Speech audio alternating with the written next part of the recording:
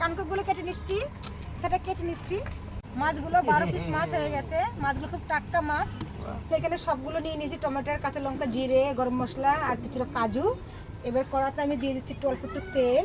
আগে দিয়ে দিচ্ছি জিরে, গরম মশলা, কাজু, দিয়ে দেবো টমেটোগুলো হালকা ভেজে নেব এর সঙ্গে। এবার দিয়ে দিচ্ছি কাঁচা লঙ্কাগুলো সাথে।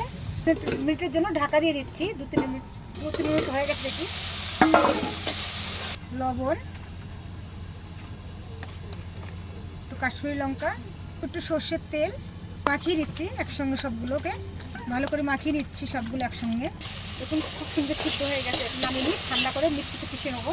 কড়াইটা ধুয়ে পরিষ্কার করে নিয়েছি। লবণ দিয়ে দিচ্ছি, একে একে মাছগুলো দিয়ে দেবো। মশলাটা ভেজে নিয়েছি, তো কালো জিরে দিচ্ছি সম্বারাই তেলেই। আর মশলা বাটাটা দিয়ে দিচ্ছি, লবণ, হলুদ। ঝোলটা ফুটে গেছে, মাছগুলো দিয়ে দিচ্ছি। আর মশলা কিন্তু আমি ভাজিনি, এখানে আগে ভেজে নিয়েছি। 2-3 মিনিটের জন্য ঢাকা দিয়ে দিয়েছিলাম। এবার দিয়ে দিচ্ছি উপর থেকে ধনিয়া কাটা।